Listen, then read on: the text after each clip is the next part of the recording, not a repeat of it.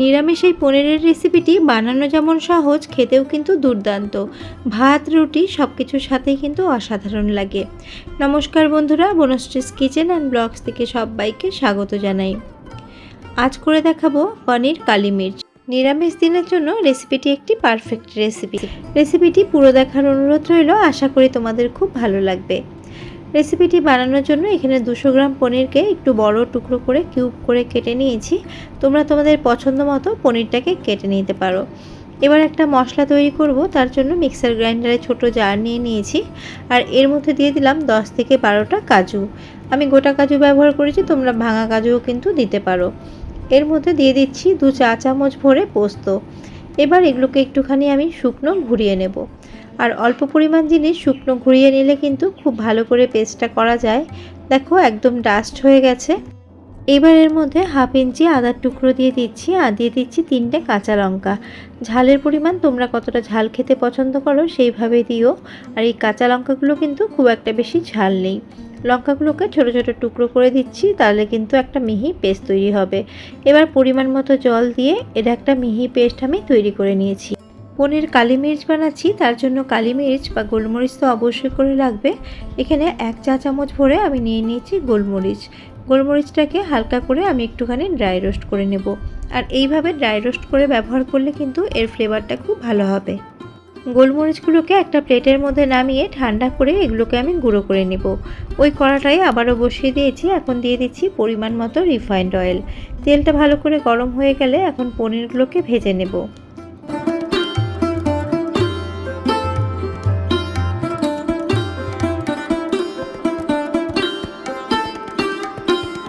Low to medium flame করে পনিরের 2 সাইডই এইভাবে হালকা লাল লাল করে ভেজে নিচ্ছি। আর এদিকে একটা পাত্রের মধ্যে আমি দিয়ে দিয়েছি হাফ চামচের মতো নুন, আর দিয়ে দিয়েছি 1/4 চা চামচের মতো চিনি।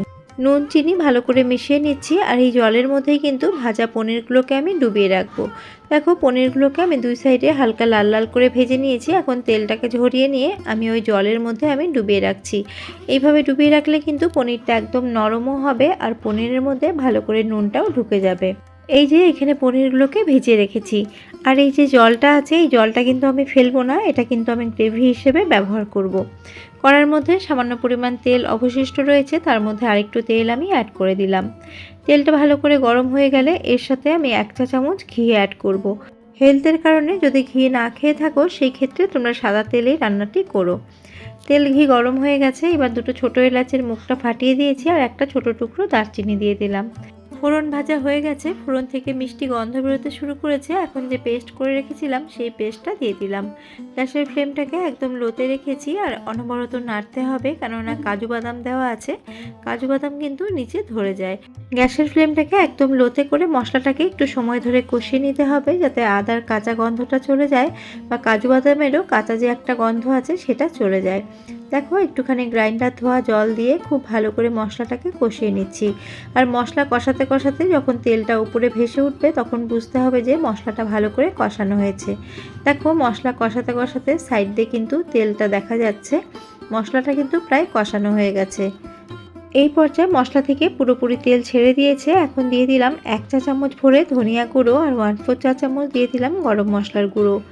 1 টেবিল চামচ দইকে খুব ভালো করে আমি ফেটিয়ে নিয়েছিলাম, সেই দইটাই এখানে দিয়ে দিলাম।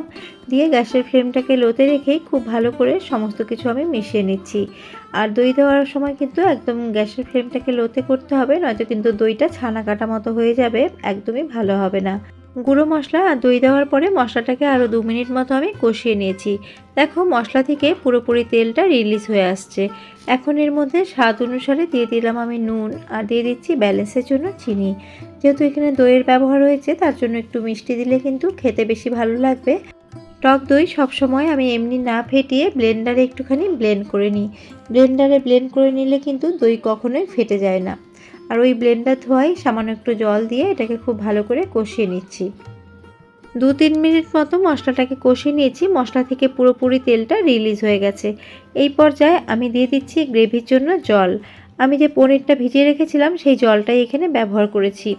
আর এই জলের মধ্যে আমি যেহেতু নুন এবং একটুখানি মিষ্টি দিয়ে রেখেছিলাম, তার জন্য নুনের পরিমাণটা কিন্তু আমি প্রথমে কমই দিয়েছি। আমি পরে চেক করে আবারও এর মধ্যে নুনটা অ্যাড করে দেব। এখন গ্যাসের ফ্লেমটাকে হাই করে দিয়েছি যাতে এই গ্রেভিটা তাড়াতাড়ি ফুটে ওঠে। বন্ধুরা, আমার চ্যানেলে পনিরের অনেক রেসিপি আছে, তোমরা চাইলে সেগুলো কিন্তু দেখে নিতে পারো। নতুন কোনো বন্ধু যদি প্রথমবার আমার চ্যানেলটি ভিজিট করে থাকো তাহলে আমার চ্যানেলটিকে সাবস্ক্রাইব করার অনুরোধ রইল। আর পাশে থাকা বেল আইকনটির অল প্রেস করে দিলে আমার নিত্য নতুন ভিডিওর আপডেট সবচেয়ে আগে তোমরা পেয়ে যাবে। আর পুরনো বন্ধু যারা সবসময় আমার পাশে আছো, আমাকে সাপোর্ট করছো, তোমাদের জন্য অনেক অনেক ভালোবাসা। গ্রেভিটা 1 থেকে 2 মিনিট ফোটার পরে ভেজে রাখা পনিরগুলো দিয়ে দিয়েছিলাম। আর এখন ব্যালেন্সের জন্য দিয়ে দিলাম আরেকটুখানি চিনি আর একটুখানি নুন। গ্রেভির মধ্যে পনির 3 থেকে 4 মিনিট মতো আমি রান্না করে নিয়েছি যাতে গ্রেভির সমস্ত ফ্লেভার পনিরের মধ্যে চলে আসে। আর দেখো এই পর্যায়ে গ্রেভি কিন্তু অনেকটা টেনেও গেছে। গ্রেভিটাকে এটা আরেকটুখানি শুকিয়ে নিতে হবে। এটা কিন্তু ঝোল ঝোল একদমই হবে না, একটু গা মাখা হবে। দেখো ধীরে ধীরে কিন্তু গ্রেভিটা টানতে শুরু করেছে। আর এর কিন্তু তোমরা অবশ্যই করে নুন মিষ্টিটা একবার চেক করে নেবে। আর আমি যে ড্রাই রোস্ট করে রেখেছিলাম কালো মির্চ বা গোলমরিচ, সেগুলোকে এখন দিয়ে দিচ্ছি। আর এটা দেওয়ার পরে কিন্তু ফ্লেভারটা খুবই সুন্দর হবে। বন্ধুরা, তোমরা একদিন হলেও এইভাবে বানিয়ে খেও, আশা করি তোমাদের খুব ভালো লাগবে। হামালদিস্তাতে গোলমরিচ দরদরা করে গুঁড়ো করেছি, একদম মিহি করে কিন্তু গুঁড়ো করিনি। আর এই রকম একটুখানি মুখে পড়বে, এর জন্য কিন্তু একটু দরদরা করে তোমরাও গুঁড়ো করবে। আর দেখো এই পর্যায়ে কিন্তু গ্রেভিটা অনেকটাই টেনে এসেছে। আর আমার রান্নাটা কিন্তু প্রায় শেষের পর্যায়ে। এর থেকে আর বেশি কিন্তু শুকানো যাবে না, তাহলে কিন্তু একদম বেশি ড্রাই হয়ে যাবে। এখন এর মধ্যে আমি দিয়ে দিলাম কিছুটা পরিমাণ কাসুরি মেথি। এর সাথেই যে বাঁচিয়ে রেখেছিলাম গোলমরিচগুলো সেটাও দিয়ে দিলাম। দিয়ে সমস্তটা একটু ভালো করে মিশিয়ে নিচ্ছি। গ্যাসের ফ্লেমটাকে এখন অফ করে দেব। অফ করে 5 মিনিট এটাকে স্ট্যান্ডিং টাইমে রেখে দেব। তারপরে তোমাদের সার্ভ করে দেখাবো।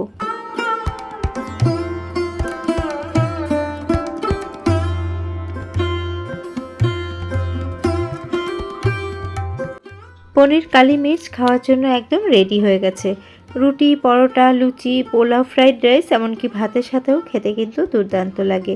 রেসিপিটি তোমাদের কেমন লাগলো কমেন্ট করে জানিও। ভালো লেগে থাকলে তোমরাও একদিন এইভাবে বানিয়ে খেও। বেশি ভালো লেগে থাকলে ফ্রেন্ডস অ্যান্ড ফ্যামিলির সাথে শেয়ার করার অনুরোধ রইল। আবারও আমি হাজির হয়ে যাব অন্য কোনো রেসিপি নিয়ে বা ব্লগ ভিডিও নিয়ে। আজ এই পর্যন্তই, নমস্কার।